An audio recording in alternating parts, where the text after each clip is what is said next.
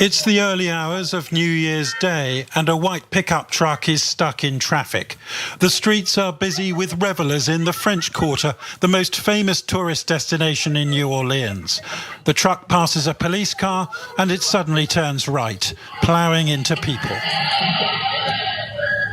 In this security camera video, you can see how fast it's going and how escaping its path is just a matter of split-second timing or luck. You just watched footage from a devastating terror attack that took place in New Orleans over New Year's Day.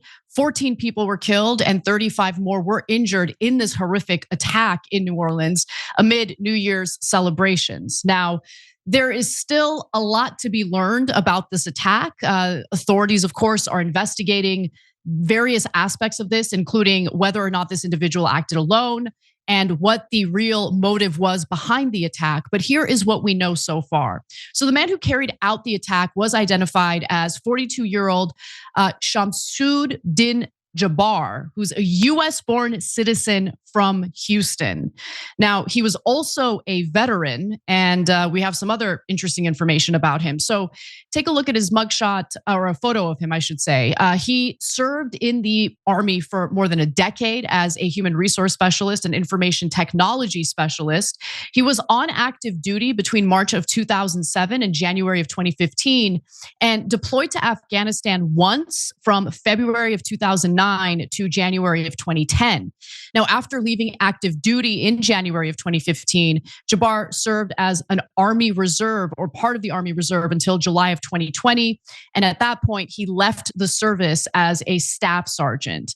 Now, law enforcement has described the incident as a terror attack, and Jabbar has been killed after he crashed his truck, which he had rented. He emerged from the vehicle and then started to shoot at law enforcement. And at that point, law enforcement shot and killed him.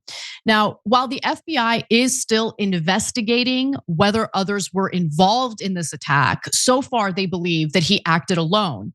And we're also learning more about his possible motive. Now, I mentioned that he is a US-born citizen. Jabbar, though, drove from Houston to New Orleans on Tuesday evening and posted several videos online proclaiming his support for ISIS and mentioning he joined ISIS before this summer. And that's according to Christopher Raya of the FBI. Now, in fact, his truck had an ISIS flag, but authorities still do not know if he was merely inspired by ISIS or if he was taking direction from ISIS members, if he was working with ISIS members to carry out that attack. That is still being investigated, although so far from what authorities have learned, they do not believe he was acting with anyone else involved. But we'll see if anything else develops from that.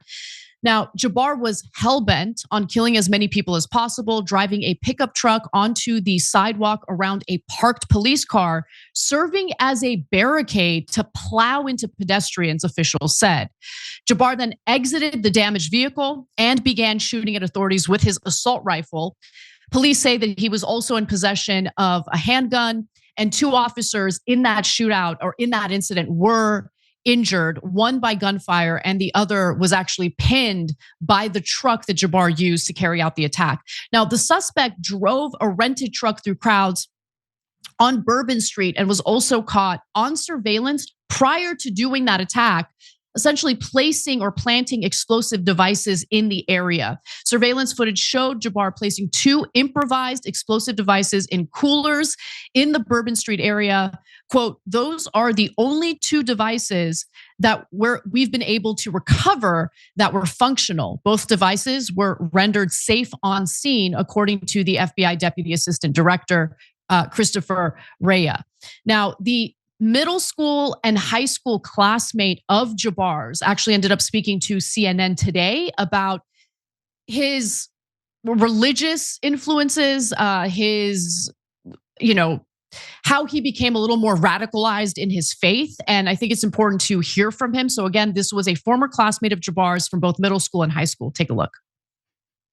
Up until the last, few times I had spoke with him, he had become really, enthralled in his faith, and pretty much every conversation we had or post that he was making at that time in some way, shape, or form, it all, resorted back to his Muslim faith. Were you having, respectful exchanges? It was very respectful, and it wasn't anything like he was upset or mad at anybody.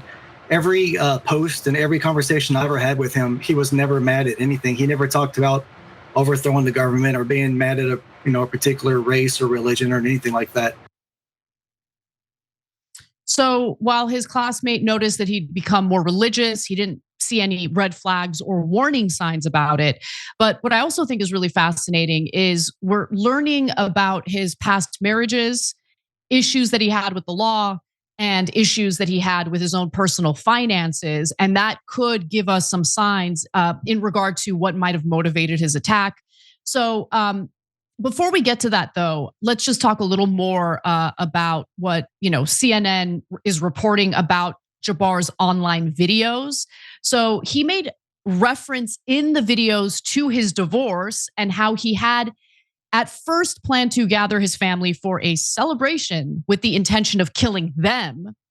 But Jabbar said in the videos, he changed his plans because he wanted news headlines to focus on the war between believers and the disbelievers, making reference to his support of ISIS. He stated that he had joined ISIS before the summer, and Jabbar had divorced twice, according to court records. So his first wife sued him back in 2012 over child support soon after he filed for divorce. And the court ordered him to pay amounts that increased over the years as his income also increased.